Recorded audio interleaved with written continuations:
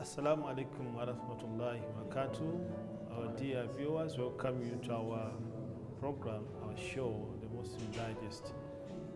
My name is Umar Mubiru, Musa, as usual. And I've been joined by my brother Muhsin, Kayondo, the good president for Muslim Students Association of Uganda. At this moment in time, we'd like to share something very important about the last 10 days of the fasting. Of course, we've moved a long way, fasting all the 22 days.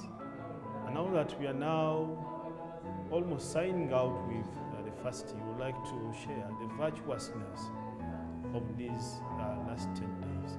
I would like to invite my brother on the floor, first of all, to say salam to you, and then we begin from there.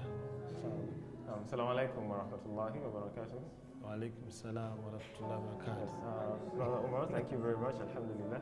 No. I'm very grateful for the opportunity to be hosted once again. Yes. And I also thank the management of STV for conducting this program. No.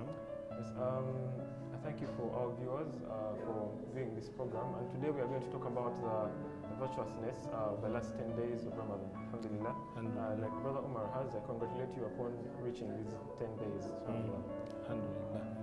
Well, any fasting Muslim believer would like to, associate himself with what it takes, okay, as we finalize the last 10 days of this fasting. There's quite a lot, and I would like to get back to you to pick from there. Yes, now, first and foremost, like Allah subhanahu wa ta'ala told us in the Quran, in the verses in Surah Al-Baqarah, He told us that ayyama ma'dudat. Yes. These days are indeed very few. They are numbered. They are just numbered days, and you cannot actually believe that currently we are left with a very short. We've covered close to 9 days. Exactly, to end this holy month of Ramadan. Rather to end the whole month. Exactly.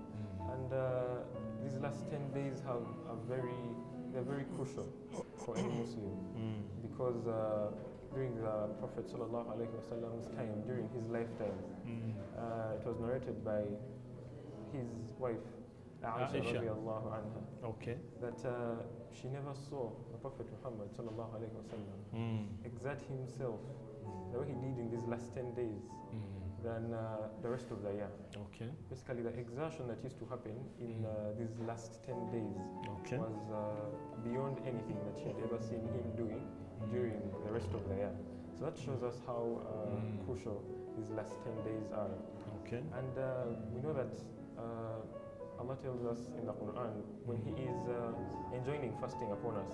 He tells us, يا أيها الذين آمنوا كتب عليكم الصيام كما كتب على الذين من قبلكم لعلكم تتقون. Okay. The end goal of this fasting is for us to become more righteous. Okay. And so in everything that we're doing, we're seeking to attain righteousness. Okay. Now, if you look at the virtues of these last 10 days, the hadith tells us that the Prophet Muhammad he used to exert himself more. He would wake his family members up to ensure that they do ibadahs together at night, right? And he tightened his belt. Okay. What we have usually, currently we're in a setting where we are not going to mosques for Tarawih. But the previous years, if you look at the Ramadans that have gone, the previous years, if you look at the trend, it is such that during the first days we have a lot of vigor. Yes. We come, spend the night Tarawih, the full Tarawih. People are not even taking breaks. Yes. They pray all the rakas until the end. As you get to the 18th day, you have a mosque that was full and reducing. You now have 3/4, half the number of people. I see. By the time you come into these last 10 days, people have lost the gas. Okay. People have a lot less zeal, and yet these are the 10 days in which Aisha radiallahu anha from the hadith is telling us that the Prophet used to exert himself more. Okay. So, when we were in high school, they used to tell us that sometimes you may be so close to the goal, but then you give up. Okay. So what I want to urge us all as Muslims, dear listeners, is that these last 10 days, if I may say, are the gold. Okay. Okay. So this is the time that we actually have to put in a lot more effort. If we've been digging, let's not give up. Gacha Limamaga. That was our motto back then. Gacha Limamaga. So little done, so much more to do. We have to actually exert ourselves a lot more in these last 10 days. So we are now inching close to the finishing line. Yes. And that means that we don't need to give up. We need to exert more pressure, to engage our minds and body, to ensure that we really achieve the essence of this fasting. Yes, we have to. Because the things that are in these last 10 days, Allah subhanahu wa ta'ala tells us in the Quran, أعوذ بالله من الشيطان الرجيم بسم الله الرحمن الرحيم إنا أنزلناه في ليلة القدر. So in these, the Prophet Muhammad narrates to us in a hadith that there is a night, the night of decree.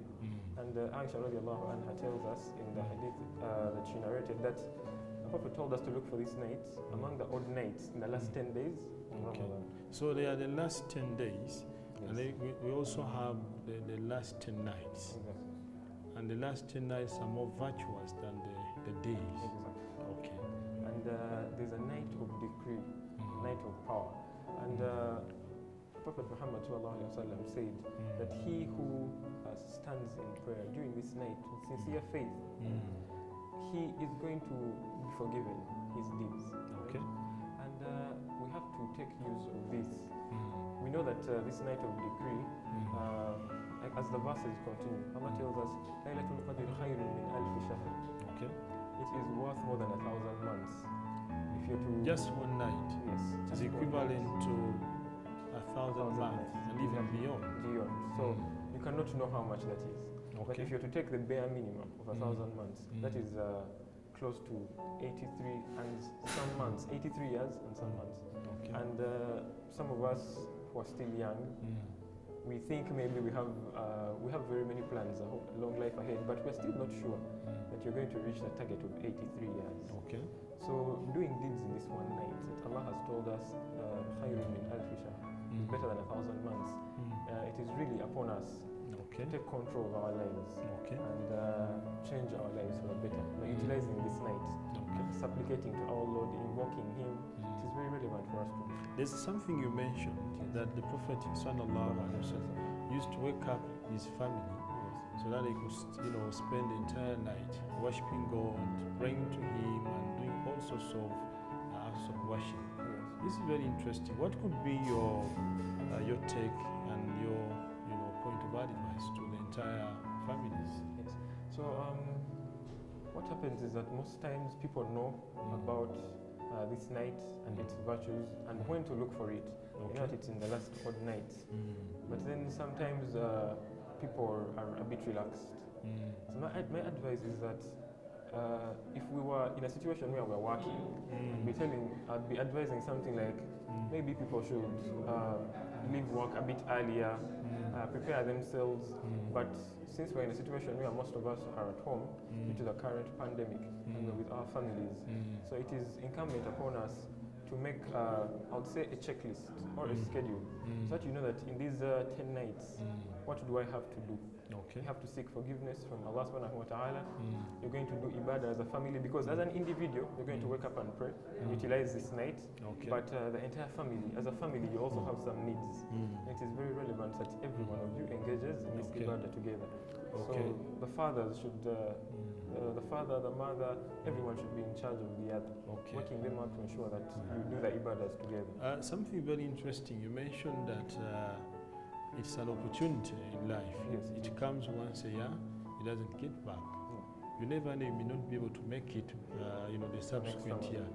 So you have a heap, according to what you were saying, our dear viewers, that you as an individual, fasting Muslim, you have a heap of challenges. And the time has come for you to unveil them, to dedicate your soul to Allah subhanahu wa ta'ala for that kind of opportunity to come your way. You have different challenges, different shapes and color, if I could use the word. And then you really kind of need to seize the opportunity at your disposal. So that is very true. As a Muslim, as a youth, I'll go with the youth a lot because during this youthful age, in another hadith, it's something that we're told to take hold of. Okay. Take hold of the youthful age before you become old and are unable to do some things. Okay. So basically, we have enough energy to spend the night doing these ibadats. Okay. So it would be very useful if you do a checklist. Okay. And you write what you have to do. What do you want to ask Allah for? Write down your du'as, write down your supplications, and ensure that in these last 10 nights you check off, you tick off those things. Okay. Say, yes, I have prayed, I have recited the Quran, I have made this adhkar. Okay. And we know that when Aisha radiallahu anha asked the Prophet Muhammad sallallahu alayhi wa sallam, if I know the night, what should I say? Okay. Prophet Muhammad sallallahu alayhi wa sallam said, Allahumma innaka afuun tuhibbul afwa fa'fu anni. Okay. Allah, you are the pardon.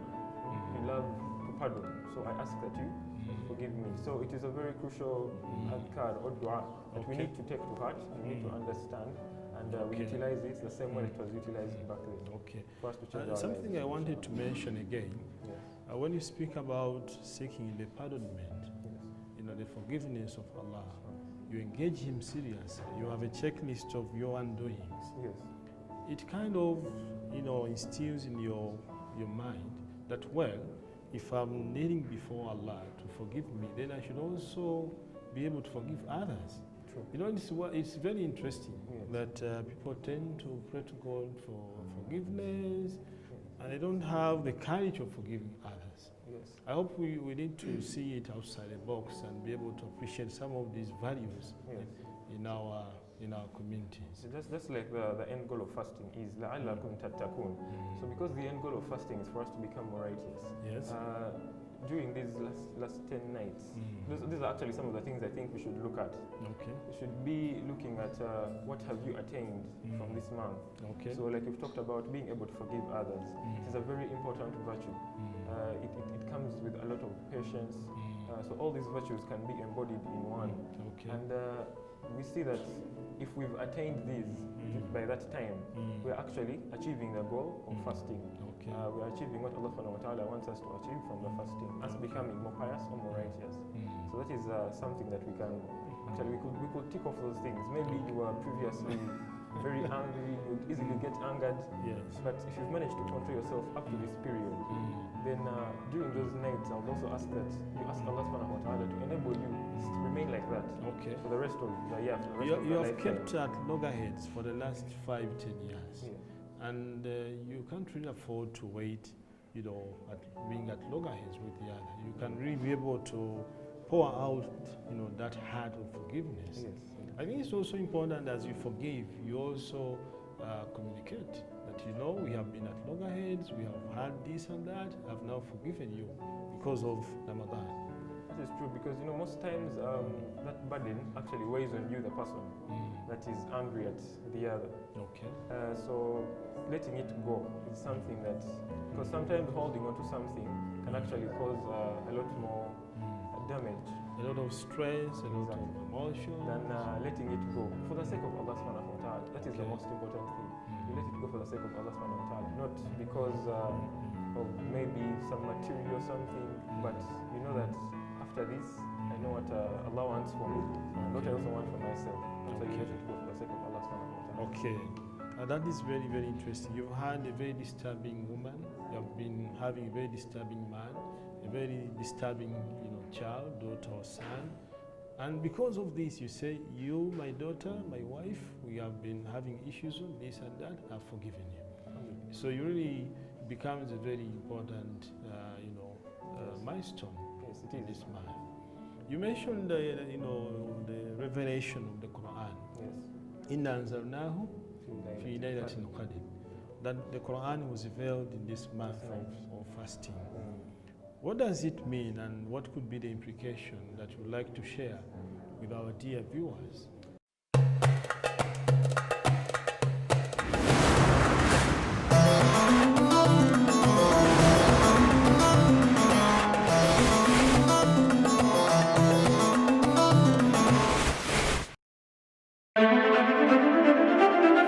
Hey guys, you're watching STV. Select for fun.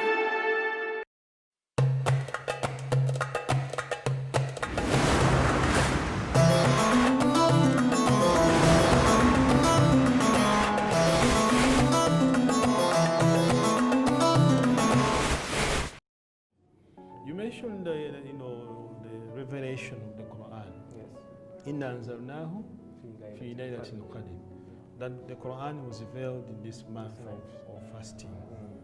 What does it mean, and what could be the implication that you would like to share with our dear viewers? So the implication of this is that we should take heed. We should recite the Quran as often as we can Yes. in these last nights. Okay. But aside from just reciting it, we should ponder upon what we are reciting. Okay. We should ponder upon what we are reciting and utilize it in our lives to change ourselves, because this is our constitution, this is our book of guidance. And we need for us to live our lives fully, because Allah is our creator. And Allah knows us best. And there's nothing that He told us to do that is not good for us, or nothing that He forbade us from except that it will harm us. So we need to ponder about these things and we put them into practice in our real lives. Yes, So if recitation has to impact our practical ways of life, I think that's another challenge. We also need to go, a stride extra to be able to associate ourselves with some of the meanings of these verses, yes. so that they touch our lives very significantly. It becomes very relevant for us to not just recite to complete. Right? Most times we find that you recite to just complete and say, I recited 10 pages. 10 juzos, Yes. 30 juzos. But when you didn't understand anything that you recited, so you're not going to take anything to heart, reflect upon it and change yourself from what you recited. And yet, if someone was to recite Surah Ikhlas and look for its meaning and the interpretation, the tafsir, there's a lot of impacts that can come from that.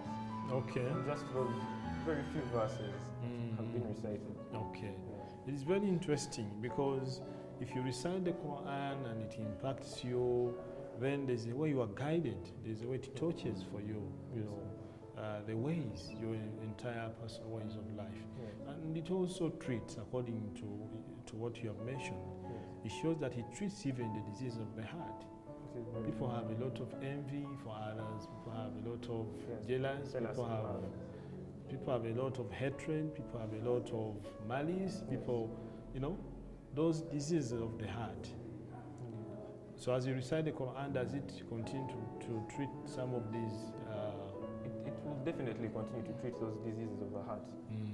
Because Allah subhanahu wa ta'ala tells us in different verses that He's near to us and He answers the call of the person when that person calls upon Him. So as you recite this Quran and you read these verses and understand their meaning, not just the Arabic, you know that Allah subhanahu wa ta'ala is close to me. You make a checklist. There's something you mentioned very interesting. You make a checklist. Yes. Because وَإِنَّهُ عَلَى نَفْسِهِ بَصِيرًا. You know yourself very well. Yes, you know your soul, you know yourself, and you know what you've been doing. You know your good deeds and you know your bad deeds. So as you recite, you get to reflect and actually realize that maybe I'm in this category. Okay. Maybe I'm in this category, and I need to change a few things. Okay. Because there's a verse that tells us in Surah Shams, قَدْ أَفْلَحَ مَنْ زَكَّاهَا. He has succeeded who purifies himself. Okay. So it's upon us to recite the Quran, read these verses, reflect upon them, and then they can impact us. They will really cleanse our hearts from all those diseases of the heart. There's something it points to, that as we mind about the quantity of what we recite, we also need to take heed of the quality. Exactly. Because as you recite one verse after the other and it impacts you, you get the meaning, you see how it translates into your life, then you are making a very important mileage and milestone. Okay. I would like to speak about Zakat al-Fitr in this respect as we wind up.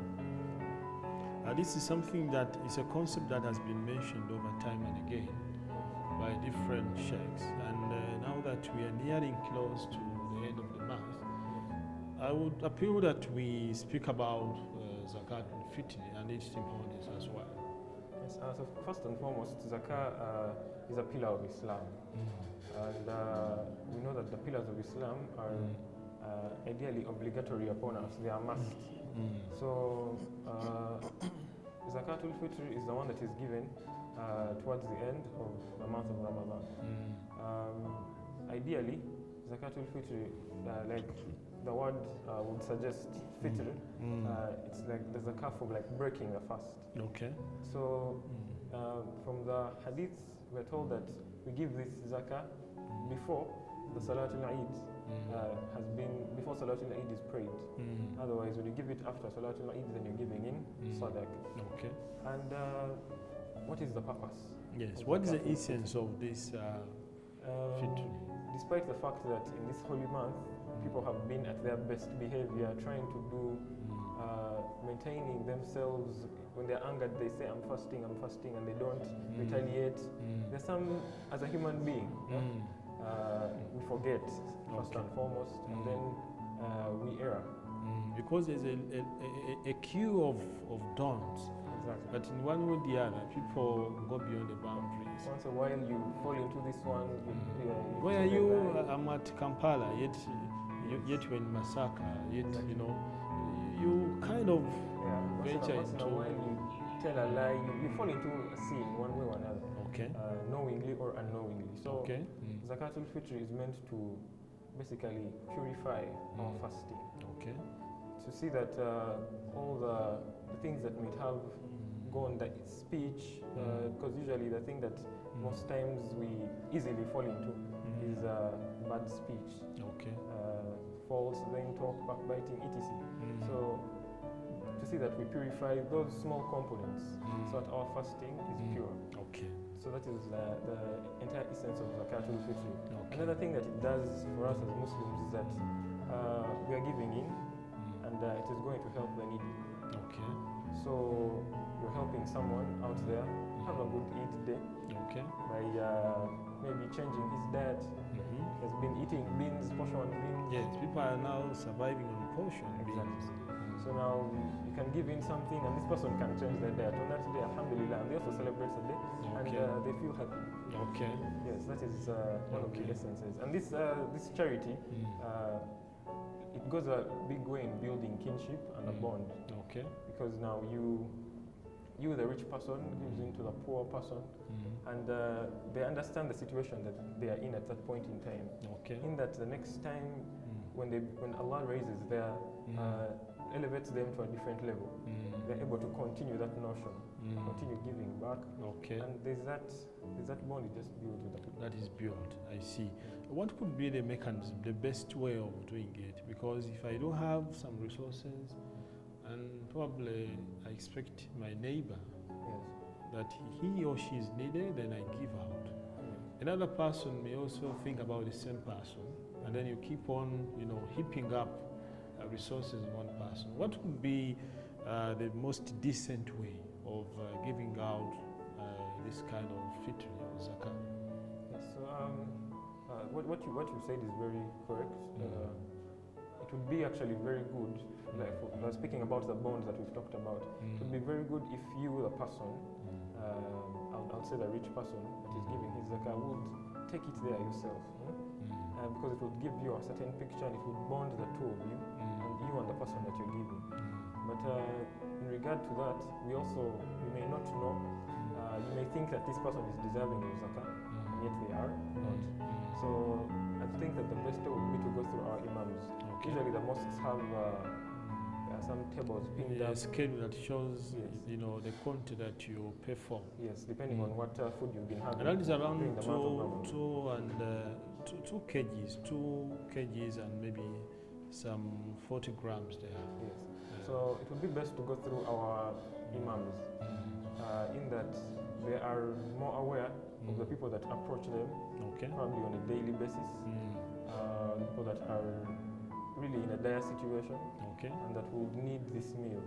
So you can approach the imam to actually help you calculate, and also to help you disseminate it. Maybe the other, tricky question would be that what could be the magnitude? A very rich man, a very poor man, but maybe around this time has been able to piece together resources. Both are able to give out, but what is the measure?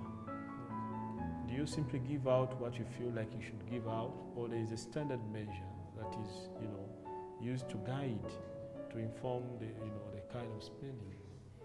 There's a measure that is used to guide. Ideally, for starters, in the household, they tell us that even if it's a baby that has just been born, you're supposed to pay zakatul fitr for this baby.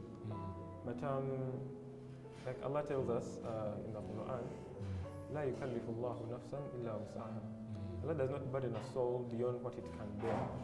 So ideally, the extremely rich man and I would say the poor man, but him who has in context of that time, is not necessarily poor. Yes.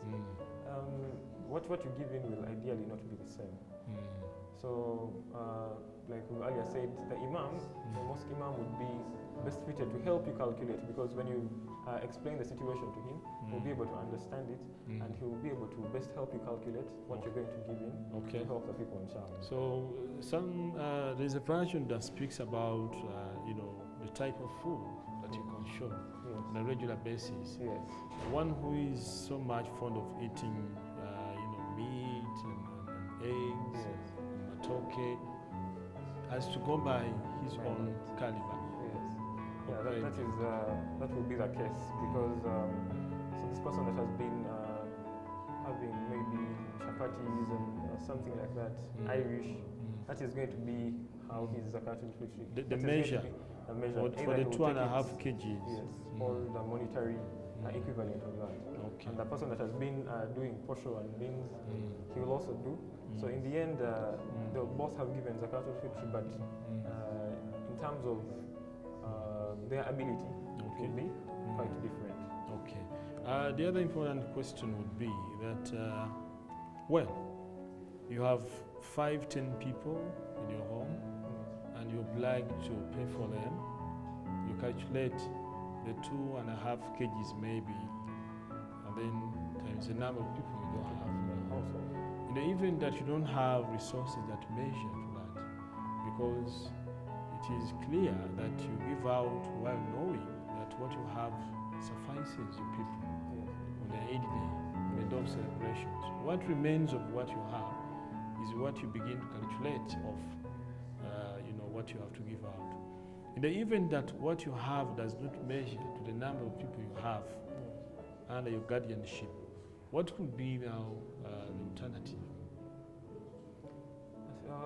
After calculating for the household, and you realize that what you have may not necessarily, if you're 10 people, but if you take off what you're going to have for Eid day and what you need to sustain yourselves as a family, you realize that the zakatul fitr you have is for only 5 people, then Allah knows best, but you have to give zakatul fitr.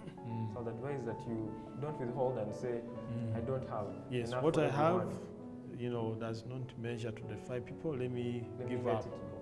Okay. You give with your niyyah, and because Allah rewards us. Okay. Allah rewards us by our intention. Okay. Okay, it's nice sharing it with our dear viewers. We need to sign out. What is your last message to our dear viewers? My last message is that, like the ayah we recited earlier, Allah subhanahu wa ta'ala intends for us to become more righteous in this holy month of Ramadan. And therefore, we should really pray to Him to enable us maintain this and remain the way we have been throughout the entire time, inshallah. Okay. Yes, I also encourage them to subscribe and follow to our YouTube and Facebook pages for the Muslim Students Association of Uganda, so that they get more details, especially the students, so that they get more details about the activities that we conduct, inshallah. Okay. It has been nice hosting you on STV, on our Muslim Digest. And inshallah, we shall be getting more and more of the opportunities to be able to share with our dear viewers, inshallah. At this moment in time, we sign out and meet next time. Assalamu alaikum wa rahmatullahi wa barakatuh.